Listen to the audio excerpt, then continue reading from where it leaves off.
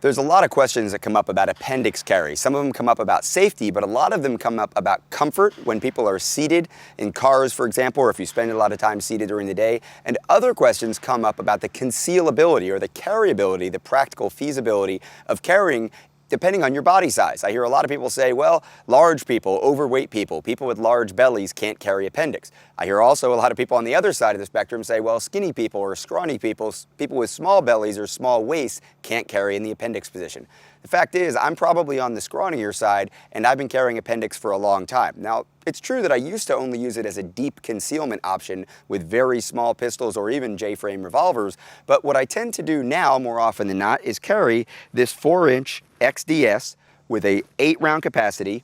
It's 7+1, and it is a subcompact grip. It's not a full-size grip. It's not a full-length gun, but I carry it in an incredibly comfortable holster. I carry it in the crossbreed appendix carry holster that is very, very comfortable when I'm in that seated position or when I'm standing or moving around. So I do spend a lot of time in the car sitting and driving extended distances, especially during tour season, and I'll sometimes wear this gun 14, 16 hours in a row, with the vast majority of that being seated. And quite often, especially when I'm here on my home range in Florida, I'm only wearing a t-shirt or light clothing, and I still manage to conceal it.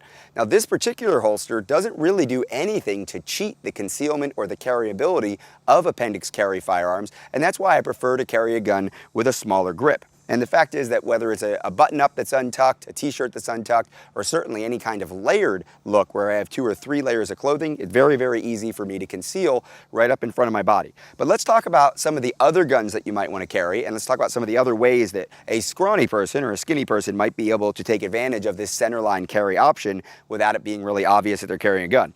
Well, first of all, if you take the belt buckle, and with this particular pair of pants, this loop keeps me from moving this over, but this belt buckle is relatively flat. If you had a larger belt buckle or something that protruded, something that was thicker or wider in terms of coming out in front of your body, the position of the gun can push that out in front. So what you want to do is make sure that you have this slid over to the side. Now, for those of you who are in the military, it kind of bothers us when our gig line's off, but we're going to go ahead and make that gig line go away, because remember, we're untucked anyway, so that we don't have that issue. So that's one way that you can narrow the protrusion if you're a little bit thinner when it comes to the appendix carry.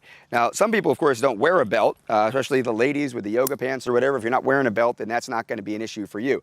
Let's take a look at something like this. Now, this is a 10+1 length grip. This is a much larger, wider, full-size grip. You can see it extends beyond my hand.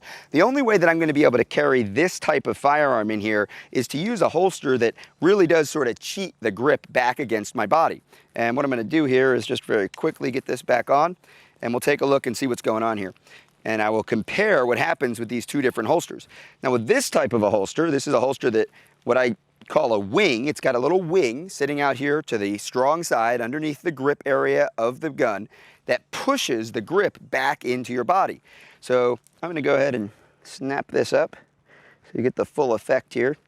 All right, we get that set up, and I'm going to put this back over top. Now, with this particular setup, I've got my belt buckle moved over a little bit, and I can set my shirt up and now go on about my day with that full-size grip tucked in. Now, I promise you, this is not as comfortable as the crossbreed, but it makes this full-size grip gun much more concealable. So what's happening is that little wing is putting pressure from the inside of the belt back against my body, so it's pushing the gun back in and it's tucking this long grip. Now, if I go back to my other holster with this size grip, I'll just very quickly switch these out, sort of administratively.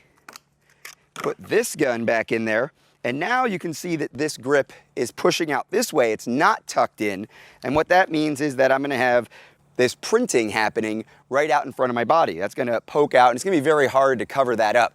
Now, anybody looking closely probably could tell that I was carrying the other gun in this holster anyway, but just in general, this is going to stand out to somebody, especially if I turn, if I move, if I reach up on a shelf or something. That printing is going to be really, really obvious. So that's why this size grip, for me, would require some type of a holster that tucks that grip in.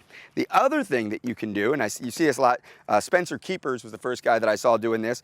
You can put some kind of an attachment here that puts a foam wedge. I've even seen people use some like shoe heel inserts, orthopedic shoe heel inserts that they put around the front of the holster down here, down by the muzzle. And what that does is not just tuck the grip in, but it tucks the entire gun in. So that wedge down here will push the gun back into the body this way. But again, that's less comfortable for me. And I think that's part of the problem, is that if you have a gun that you can conceal when you're taking that Instagram picture or when you're out on the range, especially if you're wearing extra layers or kind of dressing around it, well then you might be able to carry something, you know, completely full size, double stack, a little red dot sight on top, right? This Appendix carry solution here just simply would never work for me. Not only would it never work for me because of the size of the grip and because this holster doesn't actually do anything to make it easier to conceal it, but it's also not going to be comfortable at all, right? This is not going to be comfortable even standing, let alone sitting.